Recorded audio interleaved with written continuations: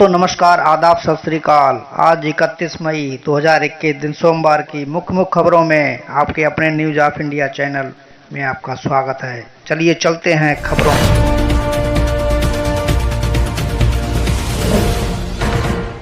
दोस्तों, पहली बड़ी खबर, जून में उपलब्ध होगी वैक्सीन की 12 करोड़ डोज। केंद्र ने राज्यों को दी जानकारी, उसी के अनुरूप तैयारी करने को कहा। नेपाल में विपक्ष ने खोला मोर्चा, कहा ओली की बात नहीं माने सरकारी विभाग। गैर लोकतांत्रिक सरकार बताया ओली की सरकार को। तो स्वास्थ्य मंत्रालय का दावा, तेजी से कमजोर हो रही कोरोना की दूसरी लहर, मौतों में नहीं आ रही कमी।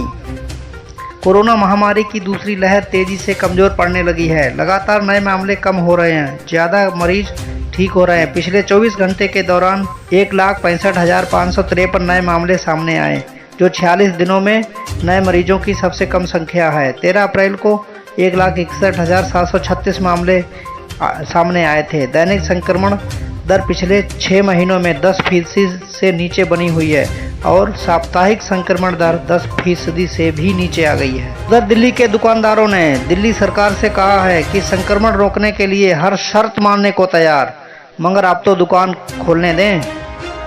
सेना में अफसर बन वीरपति की राह पर बढ़ी लेफ्टिनेंट नितिका, ओटीए चेन्नई से हुई पास आउट। दोस्तों, उधर तमिलनाडु में राजनीति गर्मा गई है। राजनीति में वापसी की तैयारी में शशिकला मार्च महीने में ही की थी संन्यास की घोषणा। दोस्तों, लद्दाख क्षेत्र में चीन की गतिविधियों पर अमेरिकी नजर, जयशंकर ब्लिंकन वार्ता में पहली बार उठे ये मुद्दे। कोरोना महामारी के बीच एक अच्छी खबर है, कोरोना से जंग को जीवन रक्षा कार्य में जुटी झारखंड की महिलाएं, आंगनबाड़ी केंद्रों में बना रही राहत किट।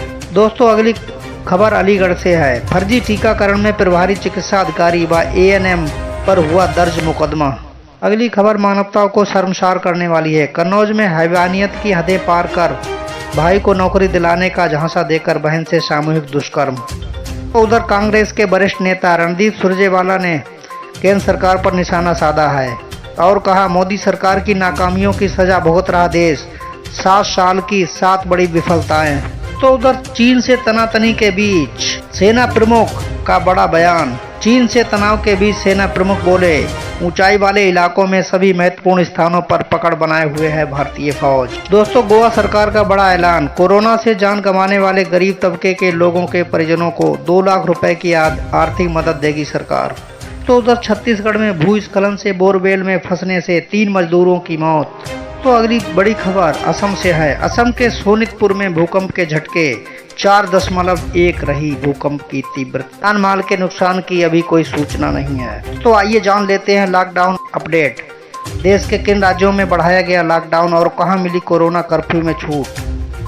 देश में कोरोना के नए मामलों में लगातार कमी देखी जा रही है। देश की राजधानी दिल्ली में कोरोना के नए मामले 1000 के नीचे आ गए हैं। उत्तर प्रदेश में भी नए मामलों में तेजी से गिरावट दर्ज की गई है। इसी के चलते राज्य सरकारें अपने स्तर पर लॉकडाउन में ढील दे रही हैं। वहीं कुछ राज्य बढ़ते कोरोना के नए मामलों के बीच लॉकडाउन को आगे के लिए बढ़ा रहे हैं। रविवार को तेलंगाना सरकार ने लॉकडाउन को 10 दिन के लिए और बढ़ा दिया है। लॉकडाउन में मिलने वाले रोजाना छूट का समय बढ़ा दिया है। तेलंगाना में अब रोजाना सुबह 6 बजे से दोपहर 1 बजे तक लोगों की जरूरी सामान खरीदने की छूट होगी। इसके चलते राज्य सरकार जल्द ही गाइडलाइन जारी करेगी।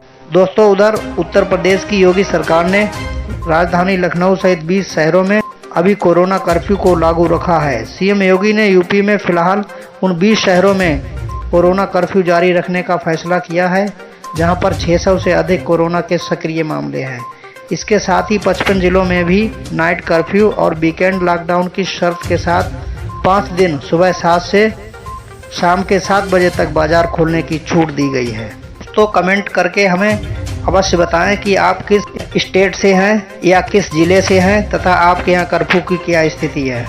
दोस्तों, आइए चलते चलते जान लेते हैं मौसम अगले 24 घंटों में क्या रहेगा मौसम का हाल। मौसम विभाग ने कहा कि केरल में मानसून के आगमन में 2 दिन की देरी होने की संभावना, जाने कहां कहां होगी बारिश। दोस्तों, आपको बताते चलें, देश में अधिकतर राज्य पिछले कई दिनों से गर्मी से तप रहे हैं। राजधानी दिल्ली में तो पारा 40 पार चला गया है। वहीं यास तूफान ने बंगाल, उड़ीसा, बिहार सहित झारखंड में भारी तबाही मचाई। भले ये तूफान अब तटों के टकराने के बाद कमज़ोर हो गया है, लेकिन चक्रवात प्रभावित राज्यों में अलर्ट जारी है। वहीं दिल्ली वासियों को अब गर्मी से राहत मिल सकती है। भयंकर गर्मी का सामना कर रहे दिल्ली के लोगों को अगले 3 दिन तक गर्मी से राहत मिलेगी। दिल्ली एनसीआर के कई इलाकों में बादल छाए रहेंगे, जिससे मौसम सुहाना रहेगा। मौसम विभाग के मुताबिक आज से बुधवार तक गरज के साथ हल्की बारिश दिल्ली में दर्ज हो सकती है। वहीं यूपी हरियाणा में बारिश का भी पूर्वानुमान है।